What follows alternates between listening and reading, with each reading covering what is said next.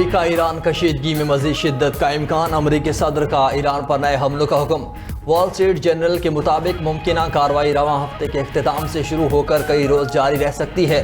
हमलों का मकसद तेहरान पर दबाव बढ़ाकर मुज़ाकरात की मेज़ पर लाना है। CBS की रिपोर्ट के मुताबिक अमरीका और इजराइल ईरान के तवानाई के बुनियादी ढांचे पर मुश्तरका हमले की तैयारी कर रहे हैं। बिजली घर और ऑयल रिफाइनरीज मुमकिन अहदाफ में शामिल हैं। मुश्तरका कार्रवाई के लिए अमरीकी सदर की हतमी मंजूरी सामने नहीं आई।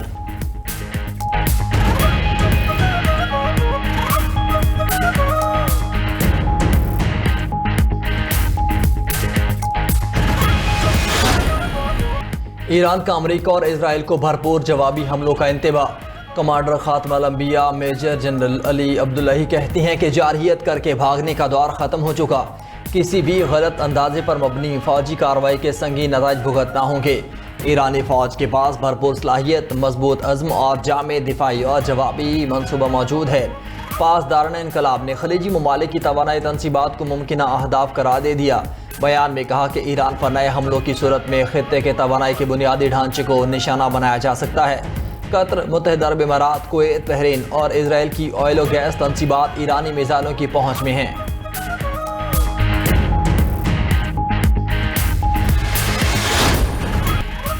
अमेरिकी सदर की ईरान के खिलाफ ताकतवर फौजी कार्रवाई की वार्निंग। कहा, ईरान पर सख्त और मुअस्सर हमलों की मंसूबाबंदी जारी है।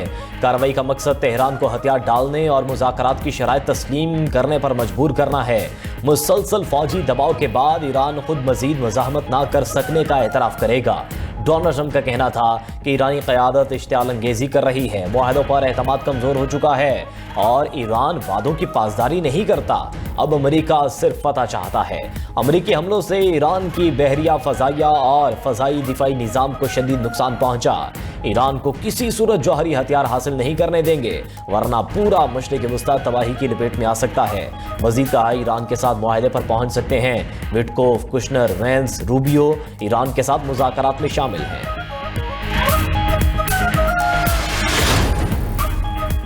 अमरीकी रियासत कैलिफोर्निया में जदीद तरीन F-35B स्टेल्थ लड़ाका तैयारा गिर कर तबाह। हादसे के बाद तैयारे में आग भड़क उठी।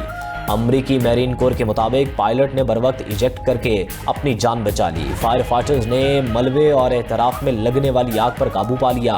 F-35B दुनिया के जदीद तरीन और इंतहाई जदीद टेक्नोलॉजी से लैस स्टेल्थ जंगी तैयारों में शुमार होता है।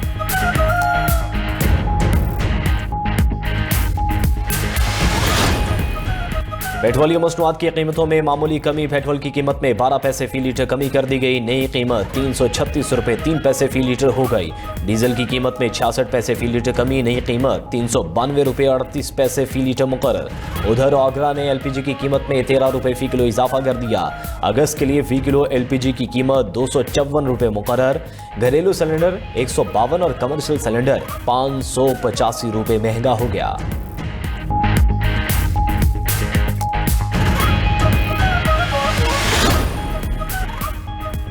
इसराइल गजा मुआहदे पर बहुत खुश है। किसी ने नहीं सोचा था कि हमास को गैर मुसल्लह करना मुमकिन होगा।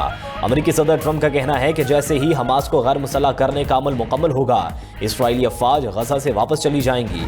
मुआहदा गजा में नई फ़लस्तीनी हुकूमत के क़याम की राह हमवार करेगा। सदर ट्रंप का ईरान के खिलाफ ताकतवर हमले जारी रखने का ऐलान। कहा, ईरान बहुत ख़राब काम कर रहा है, इस पर इतने शदीद हमले करेंगे कि वो बर्दाश्त नहीं कर सकेंगे।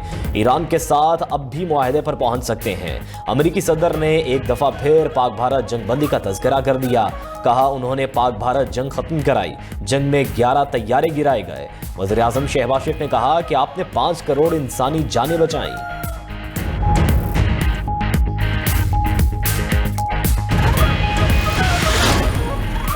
स्पेन में गैर कानूनी तारिकीन वतन की आमद पर यूरोपीय यूनियन में सिफारती बहरान शिद्दत इख्तियार कर गया। यूरोपीय कमीशन ने स्योटा की सूरत हाल नाकाबिल कबूल करार दे दी। फ्रांस का स्पेन के साथ अपनी सरहद पर निगरानी सख्त करने का ऐलान।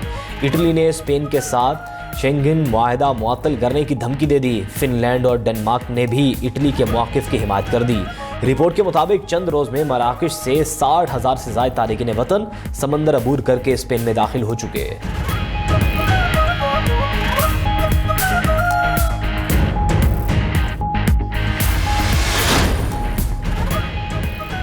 अमरीकी सदर एक बार फिर इजलास के दौरान नींद में नजर आए। काबीना इजलास के दौरान अमरीकी वजीर जंग बोलते रहे जबकि ट्रंप सोते रहे। साथ ही किसी वक्त सर भी हिलाया, जिससे मालूम हुआ कि वो शायद नींद में हैं। इससे कबल भी कई बार ट्रंप इजलासों और मीडिया ब्रीफिंग के दौरान सोते देखे गए।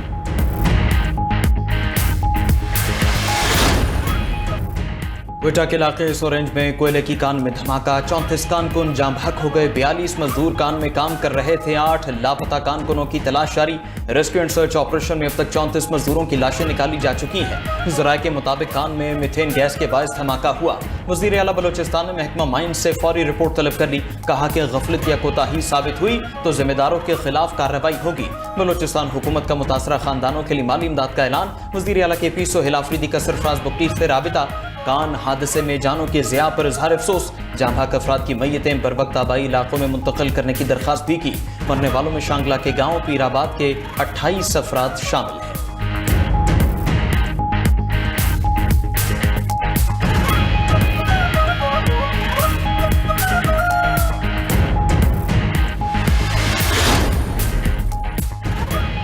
ब्रॉड पीक पर लापता कोपैमाओं की तलाश के लिए सर्च ऑपरेशन जारी। लापता 10 कोपैमाओं में से 2 कोपैमाओं की लाशें स्कर्दू पहुंचा दी गई। लापता कोपैमाओं में अमेरिका, चीन, नेपाल, ओमान के कोपैमाओं के अलावा पाकिस्तानी कोपैमा सुहेल सखी भी शामिल हैं। Ground search and rescue mission की क़यादत पाकिस्तानी कोपैमा सरबाज खान कर रहे हैं।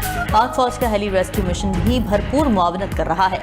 सर्च ऑपरेशन में K2 मिशन के दौरान बीमार होने वाले अतालवी कोपैमा को भी पाक फौज ने हेलीकॉप्टर के जरिए रेस्क्यू किया।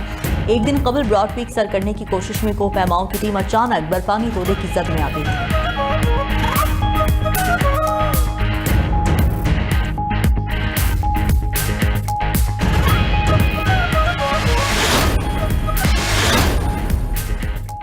पाकिस्तान के समुद्री शोबे के लिए तारीखी कामयाबी। पाकिस्तानी समुद्री हुदूद का नाम जंगी खतरात वाले इलाकों की फहरिस्त से निकाल दिया गया।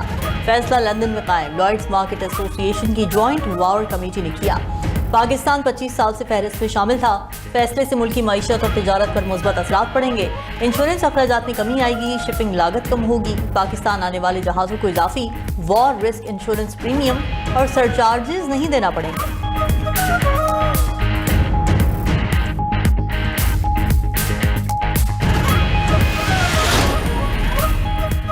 ईरान के खिलाफ ताकतवर हमले जारी रखेंगे। अमेरिकी सदर ट्रंप की फॉक्स न्यूज से गुफ्तगू। कहा कि ईरान के खिलाफ फौजी कार्रवाइयां कामयाबी से जारी हैं। हमारी हिकमत अमली मुसलसल कामयाबियां हासिल करना है। ईरान के पास आखिरकार पसपाई के सिवा कोई रास्ता नहीं बचेगा। ईरान के पास पीछे हटने के अलावा कोई चारा नहीं है। उधर बरतानवी मीडिया के मुताबिक अमेरिका और इसराइल ईरान की जमीनी नाकाबंदी पर गौर कर रहा है। ट्रंप और नेतन्याहू ने ईरान की दरामदात और बरामदात महदूद करने पर बातचीत की। पड़ोसी ममालिक से ईरान की सरहदी गुजरगाहें महदूद करने पर मुशावरत का इम्कान है। इराक, तुर्की, तुर्कमानिस्तान समेत ईरान के हमसाया ममालिक से ताउन मांगा जाएगा।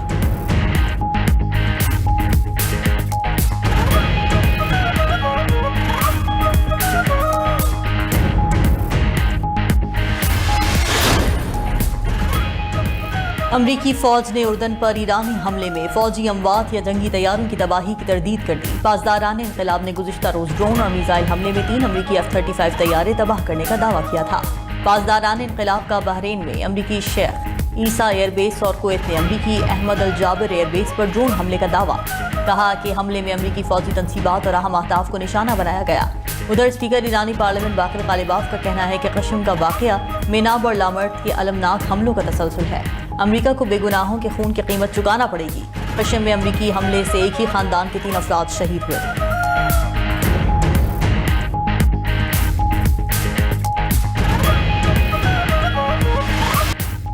मुल्क में बेहतर तर्ज हुक्मरानी की ज़रूरत है। इसके बगैर मामलात हल नहीं हो सकते। इंतज़ामी स्ट्रक्चर में कोई तो मसला है जो पूरी तरह डिलीवर नहीं हो रहा। कौम को मजीद कंफ्यूज करने की ज़रूरत नहीं। सियासतदानों से दरख्वास्त है कौम को शाऊर दें। कुछ जमातें हुकूक की बात करती हैं, क्या वो अपने फ़राइज़ से आगाह हैं? तर्जुमान पाक फौज लेफ्टिनेंट जनरल अहमद शरीफ चौधरी की प्रेस कॉन्फ्रेंस। मजीद बोले, नए सूबों या इंतजामी यूनिट्स का फैसला हमने नहीं, अवाम और सियासी क़यादत ने करना है। लोगों की राय लें, अवाम बता देंगे वो क्या चाहते हैं। मोहसिन नकवी ने जो बयान दिया वो उनकी ज़ाती राय है, इस पर तबसरा नहीं करूँगा। 1972 में हमारी आबादी 7-8 करोड़ थी, आज 25 करोड़ है। आबादी 4 गुना बढ़ गई और वही 4 सूबे हैं, तो हमें सोचना पड़ेगा। हमें अपनी सियासी जमातों पर एतमाद करना चाहिए। कोई मसला हो तो सियासतदान हल निकाल लेते हैं। DGISPR ने जो कहा उसकी मुकम्मल तौसीक करता हूं, मगर वजीर दाखिला के बयान का एक सियासी पहलू है। सियासी जमातें इस तरह काम नहीं कर पाई जिस तरह करना चाहिए था। वजीर दिफा ख्वाजा आसिफ का रद्द-ए-अमल बोले, इस वक्त हाइब्रिड निज़ाम चल रहा है, इस निज़ाम की कामयाबी में ही हमारी निजात है।